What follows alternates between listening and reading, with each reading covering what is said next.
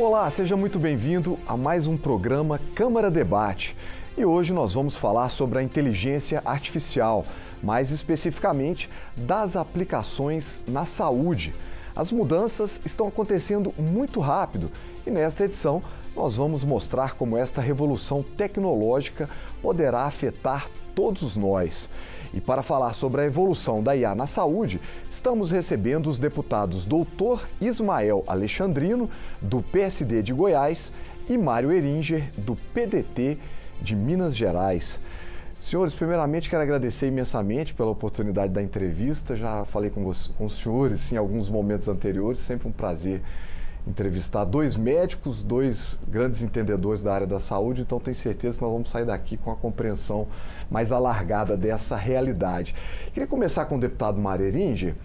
Deputado, a IA já é uma realidade ou é algo que ainda está sendo estabelecida no nosso país? Eu não tenho dúvida nenhuma que a IA já tem que fazer parte de qualquer empresa de saúde ou de qualquer outra coisa que ocorra nesse momento no mundo. Porque quem não estiver trabalhando e já colocando e tentando descobrir os espaços para serem ocupados por inteligência artificial, brevemente está atrasado com relação a tudo. Então não tem dúvida nenhuma, tem vários setores. Inicialmente na medicina, começou mais na área da administração hospitalar, na área dos processos, porque isso aí facilitou você compilar uma série de informações que tinha que do ponto de vista mecânico ficaria muito difícil fazer. Então alguns processos de procedimentos já estão sendo feitos por inteligência artificial na área da administração, na área da organização do negócio em si. Mas ela vai andar muito mais que isso. A inteligência artificial, ela vai, eu tenho até medo de imaginar onde ela pode chegar, porque realmente é uma realidade e se nós não tivermos inseridos nesse tempo com essa tecnologia, fatalmente nós vamos perder uma grande disrupção no mundo, não é só na medicina. Essa disrupção, ela pode dar oportunidade, se nós soubermos aproveitar, né, Ismael? Ela pode dar oportunidade do Brasil não precisar de correr para atingir os que os outros já atingiram, é só começar a correr junto agora. Se a gente começar a fazer agora juntos, nós fatalmente não teremos que recuperar o que já perdemos. Agora, deputado Ismael, quando a gente fala em saúde, a gente sabe que a realidade do brasileiro é dura, os procedimentos são caros, o brasileiro, na sua grande maioria, tem renda média ou baixa, principalmente, né? A IA pode ajudar a reduzir os custos da medicina? Olha, sem dúvida alguma. Dr. Mário citou a área da administração, mas na área de diagnóstico também, nós temos há pelo menos 10 anos a IA inicial na área de radiologia, por exemplo, né? Compilando um pool de dados para trazer precocidade no diagnóstico. Quando você traz precocidade, por exemplo, num diagnóstico de câncer de mama, que a inteligência artificial, baseada num grande banco de dados, consegue identificar uma lesão muito pequena, ínfima, que talvez o olho humano não seria capaz de identificar, é muito mais fácil de você curar, né, essa doença, fazer esse tratamento, e fica infinitamente mais barato também. Isso eu estou citando apenas um exemplo. Mas nós temos a possibilidade também de fazer, levar especialidade, levar acesso para mais próximo à população através da telesaúde, da telemedicina, através de chatbots, por exemplo, relacionado à inteligência artificial. Então, sem dúvida alguma, nós temos um grande caminho a ser percorrido, né, e como o Dr. Mário disse, o Brasil tem a oportunidade de caminhar junto e não ficar para trás.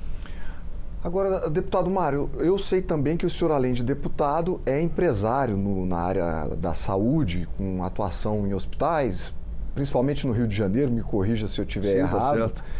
E como é que está o acesso a esses instrumentos de IA hoje? Os hospitais conseguem adquirir facilmente essas tecnologias e também já estendendo para a saúde pública. O SUS vai dar conta de acompanhar esse processo? Eu não tenho dúvida nenhuma que o SUS vai ter que acompanhar. Vai acompanhar, eu acho, porque a vantagem no Brasil em algumas coisas é que a ciência ela é um pouquinho despregada da realidade. A ciência avança. A ciência, os cientistas, os médicos que estão interessados nesse processo, eles vão atropelando a realidade. Eu acho isso muito importante. Imaginar como o doutor Ismael falou aqui agora, na questão do diagnóstico de imagens. A oftalmologia avançou fantasticamente nas avaliações do glaucoma, que nenhum grande técnico hoje, através da inteligência artificial. A dermatologia hoje, ela tem um diagnóstico muito melhor porque foram compiladas várias informações e isso não custa muito dinheiro. A verdade é essa, a inteligência artificial ela custa muito dinheiro, sim, essa super inteligência artificial que estão fazendo, mas já para o nosso dia a dia, já para a nossa construção de mudança de paradigma, ela é acessível. Naturalmente que tem gente que vende tudo, tem gente vendendo inteligência artificial de todo jeito, que todo mundo quer pegar essa onda de ganhar dinheiro, de estar na frente. Isso é até bom, porque vão existir ideias diferentes e que uma ou outra vai se sobressair naturalmente, vai dar certo e vai fazer avançar. Não é um negócio tão difícil. O que precisa é que nós, gestores, pessoas interessadas, e não é só na medicina, coloquemos dentro das nossas prioridades trazer esses jovens que já conhecem mais do assunto, que eu tenho que dizer jovens, porque na verdade isso está na mão da mocidade mesmo. Eu acho que a moçada é que faz a transformação do mundo, são os jovens, porque realmente estão no tempo real do avanço tecnológico. Então, trazer essas pessoas para perto e começar a colocá-las na realidade da medicina, exatamente para que elas, enxergando de maneira diferente do que nós já enxergamos no passado, você não pode imaginar que um garoto formado com 24, 25, 30 anos veja a medicina como eu aos 71 anos de idade. A diferença é muito grande. Então, eles vão enxergar muito mais que eu, muito melhor que eu, porque eles estão mais afeitos às tecnologias. E isso vai facilitar. Então, o acesso depende mais da vontade das pessoas até do que o custo das coisas. Agora, deputado... Principalmente nesse momento que está se começando. Sim. Porque depois que começar, que isso tiver dono, aí a gente vai ter que pagar por coisa que a gente perdeu tempo em não fazer. O senhor está falando dos profissionais também, né? Nós fizemos um programa recentemente sobre IA na saúde com alguns especialistas e um deles disse uma frase que me fez pensar bastante nessa questão. Ele disse o seguinte: não é que a IA vai substituir os médicos.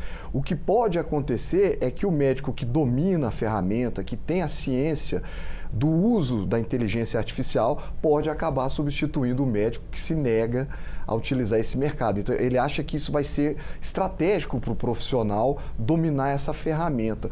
O senhor acha que existe o risco do profissional se tornar defasado, o profissional que não topar aderir a essa tecnologia? Eu não tenho nenhuma dúvida disso. Nós temos de 6 a 10 mil trabalhos científicos sendo publicados por dia. Humanamente é impossível, mesmo um médico muito estudioso, né, agregar todo esse conhecimento, por mais que ele leia e estude bastante. A inteligência artificial consegue fazer isso, colocar num grande banco de dados e utilizar o que a gente chama de machine learning, né, que são as máquinas trabalhando em prol desse acúmulo de conhecimento, dessa compilação. Então, o médico que não... E hoje nós temos um agravante que é a formação médica, uma formação deficitária. Muito. Né? Os alunos saem da faculdade muitas vezes sem o conhecimento básico. Agora, tem uma característica que, se o médico tiver um bom conhecimento e dominar a ferramenta, jamais ele será substituído, que é a condição humana. Se ele não perder a humanidade, ele não será substituído. Agora, se for considerar só caixinha de guardar conhecimento, eu não tenho dúvida que a IA superará os humanos, se já não supera. E sobre diagnóstico, quer dizer, o que a gente vai poder ver a IA fazendo? Eu sei que em alguns lugares já está em uso, inclusive, né? Pode aumentar a precisão de diagnósticos? A IA vai ler exames? Como é que está essa atuação? Vai aumentar, não, já está aumentando a precisão de diagnóstico, está antecipando o diagnóstico com muito mais precocidade, fazendo com que as doenças sejam detectadas muito mais cedo e com isso possibilitando um tratamento muito mais adequado. Além disso, na compilação e avaliação dos tratamentos mais diversos, ela já está indicando os melhores tratamentos para aquelas coisas que ela detectou precocemente. Então, isso é um moto contínuo que não vai parar. Isso vai continuar crescendo e nós temos que entender isso. A pergunta que você fez ao doutor Ismael com relação a se o cara se recusar Cara, quem se recusar a estar inserido no seu tempo vai ficar para trás. É simples. Antigamente, todo mundo tratava uma cirurgia de joelho, né? Nós, os marceneiros, né? Mete a faca lá, tira o menisco, não sei o quê. Marceneiro é porque brinca que os ortopedistas são os marceneiros da medicina. Usa muito parafuso, muita, né? Broca. Então, antigamente, o tratamento de joelho, sei lá, tu levou um menisco, abriu, aí começou o tal do artroscópio. Mas era só para diagnóstico, só para olhar lá dentro. Um monte de médico já ficou para trás ali. Porque não quis fazer artroscopia, achava que era um negócio, não tem necessidade, eu vou enfiar o tubinho. Depois eu vou ter que abrir mesmo. Só que depois que o cara aprendeu a fazer o diagnóstico, ele começou a operar por dentro do artroscópio. Aí o cara que não aprendeu nem fazer o diagnóstico, perdeu a cirurgia que ele fazia. Ficou para trás. Então, não negligencie o avanço da tecnologia. Porque quem negligenciar, quem pensar em negligenciar já está ficando para trás. Doença rara também, deputado, pode ajudar? Porque a gente vê muita audiência pública sendo feita aqui na Câmara. O termo, quando a gente diz doença rara, dá uma impressão de que a gente nunca encontra, né? Mas, na verdade, são poucas pessoas sofrendo de milhares de doenças raras, acaba que tem uma quantidade, se eu não me engano, eu não vou me lembrar, não vou chutar o número aqui para não correr o risco de errar, mas são milhões de brasileiros em situação de doença rara. A IA pode ajudar nesse caso? Com certeza. Nós temos uma capacidade de avaliação do genoma humano que ele foi muito acelerado, né, com o uso da inteligência artificial. E praticamente todas as doenças raras, ela tem a sua gênese, o seu início ou a sua identificação no genoma humano. É isso. Né? Então, se você tem a capacidade de ler uma cadeia genética que antigamente demorava anos, meses, você faz isso em fração de segundos, né? Então você consegue fazer inclusive simulações, né, daquele perfil genômico com um determinado perfil medicamentoso e saber o que pode responder melhor ou pior através de simulações de cálculos que são absolutamente próximos da realidade. Então, não só doenças raras, tudo vai beneficiar, mas doenças raras também. E doenças raras, ela tem uma vantagem em relação a isso, em se beneficiar da IA, que a grande dificuldade de doenças raras é pelo fato de serem raras, não tem escala. Não tem escala, não tem dinheirinho para pagar o tratamento. Não tem dinheiro. E quando você traz inteligência artificial, você traz pool de dados, você traz histórico, aí você traz escala, barateia tratamento. Então, não tem dúvida, né, que vai auxiliar sim. Agora, o senhor conhece bem a realidade dos hospitais, inclusive por possuir vários deles, né? Uma grande questão dos hospitais é fila, gestão de tráfico de pessoas ali, de tráfico de pessoas, né?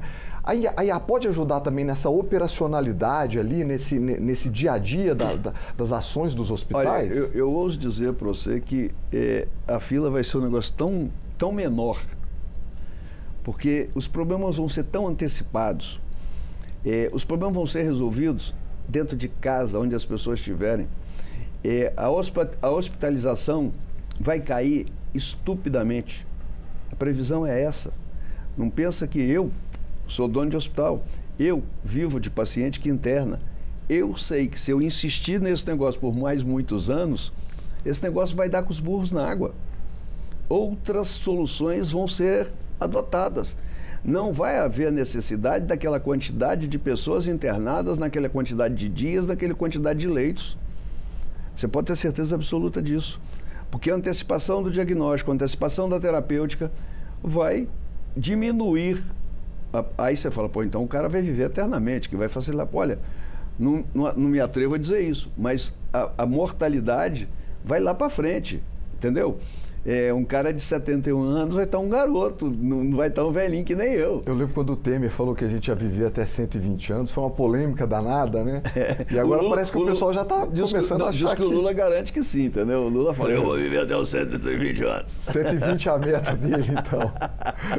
Desse jeito. Mas não tenha dúvida nenhuma que é assim que vai ser. Agora tem uma questão polêmica também, quando a gente fala da inteligência artificial, que é a regulação, né? Então a gente teve essa discussão aí desse influenciador que acabou pautando o plenário, teve projetos votados sobre essa questão de adultização e tudo. Então, a inteligência artificial, uns dizem que ela precisa ser regulamentada, que ela não pode correr livre sem a gestão do poder público. Eu vou fazer essa pergunta para os dois. Vamos começar com o deputado Alexandre. O senhor acha que a IA tem que ser regulamentada ou o mercado é que tem que criar suas próprias regras nesse assunto? Olha, eu acho que a IA, sobretudo a IA generativa, que é essa que ela aprende consigo mesma, ela precisa de governança. Então, nós precisamos de ter parâmetros, né? E essa governança, ela não pode, ela precisa zelar para que as coisas sejam éticas. E isso vai precisar ser revisto periodicamente. Não dá para a gente imaginar que atualmente nós faremos uma lei e daqui 2 anos essa lei já não, ainda estará contemplando tudo. Provavelmente não. Surgirão novidades, a IA aprende consigo mesma, conosco, e nós aprenderemos com ela. De fato que eu não tenho nenhuma dúvida que a legislação que tiver, ela vai precisar de ser revista para preservar a governança e a ética, né, dentro de um contexto de sociedade, né, e vez ou outra o tema ser revisitado. O que o senhor pensa disso? A coisa mais clara que faz a gente entender que isso é muito necessário, exatamente o que o Ismael falou, é que a IA já aprendeu a mentir. É verdade. Eu vi uma reportagem essa semana que a IA tentou acessar um determinado aplicativo que pediu para ela a identificação de alguns caracteres, que eram caracteres disfórmicos, a morfologia deles completamente diferente, e a IA não conseguiu. Ela entrou num aplicativo pedindo para a pessoa ler para ela aquilo, porque ela não estava conseguindo. A pessoa respondeu assim: você é humano, você não é um robô? Ela falou assim: não, eu sou um robô sim, eu sou um humano sim, eu só tenho um problema oftalmológico. Isso foi constatado que ela mentiu. Se a inteligência artificial já aprendeu a fazer o que nós fazemos bem, nós estamos lascados. Se não tiver uma governança muito boa, se não tiver um conceito ético muito bom dirigindo isso, se não entregarmos esses controles, porque também tem que ter, mas o controle tem que saber nas mãos de quem estarão esses controles. Terão que ser pessoas muito especiais, pessoas que tenham uma visão humana profunda, que não tenham intenção de ganhar dinheiro com isso, porque um negócio preocupante no meio de tudo isso é o dinheiro e o imediatismo. É o meu agora. Se a gente construir uma sociedade de longo prazo, com uma governança boa, conforme o Ismael falou, eu tenho certeza que a IA vai ser um espetáculo para todos nós. Agora, que a gente tem que temer, eu temo. Bom, falar sobre responsabilização também acho que é importante, né? Quando um médico comete algum abuso ou comete algum equívoco muito grave, ele é investigado, muitas vezes chega a ser punido, né? Agora, a inteligência artificial é uma coisa meio que intangível, uma coisa meio que você não vê, não enxerga bem. Como é que você vai responsabilizar? Quer dizer, vai ser necessário, vou perguntar para o deputado Ismael, vai ser necessário sempre ter uma mão humana por trás, uma supervisão humana nessas ações? Olha, como eu disse, por que a IA nos causa muita apreensão e ansiedade? Porque a maior parte dela está por vir, é desconhecido. Então, nesse momento inicial, quando ainda está incipiente, nos dá a impressão que a tomada de decisão final, ela é humana, a IA dá indicativos. Mas eu não tenho dúvidas que chegará um momento que ela tomará decisões, tal qual, por exemplo, os carros autônomos. Isso é feito por inteligência artificial. Toma decisão. Então, eu acho que cada vez mais o humano vai saindo dessa decisão final. Os carros autônomos, eles chegam a nos assustar. Eu que comecei a aprender a dirigir em Fusca, num Fusca amarelo do meu pai, em 1980, e vejo um carro andando sozinho, sem motorista, estacionando sozinho, freando sozinho, acelerando sozinho. Um índice de acidente menor do que os índice de acidente menor, humanos. O que é um desafio do ponto de vista de humanidade, porque, obviamente, nós queremos viver mais e viver bem. Só que isso, com o passar do tempo, vai agredindo o sistema de saúde também, porque a conta precisa fechar. né? Obviamente que a gente precisa lutar por melhor qualidade de vida e por longevidade, né? Mas nós precisamos, no caso do Dr. Mário, por exemplo, que tem uma rede de hospitais, ele precisará utilizar essa IA para otimizar custos para a conta fechar no final. Então, o grande desafio do nosso sistema único de saúde não é público de saúde, o privado faz parte desse sistema, Isso. o filantrópico faz parte desse sistema e precisa funcionar bem, é que ele é universal, integral e com equidade. Então, essa equação é difícil para você prover acesso de qualidade e a conta fechar no final do mês. Então, teremos grandes desafios, né, daqui em diante. Interessante essa evolução, né? Essa evolução da IA pode chegar nessa discussão da autonomia de forma cada vez mais forte. O senhor teme também que a IA possa se transformar num mecanismo autônomo? Cara, eu vou falar para vocês a verdade. Eu tenho medo. Estou falando sério. De quê? Medo de quê? Desconhecido, né, desconhecido. Quem tem juízo tem que ter medo. Porque a capacidade e a probabilidade das coisas acontecerem é muito grande. Juro para você, eu fiquei pensando... eu li há pouco tempo e eu vi a entrevista do Yuval Harari, você viu? Essa semana. Não vi não. Ele escreveu um livro novo sobre esse assunto agora de inteligência artificial.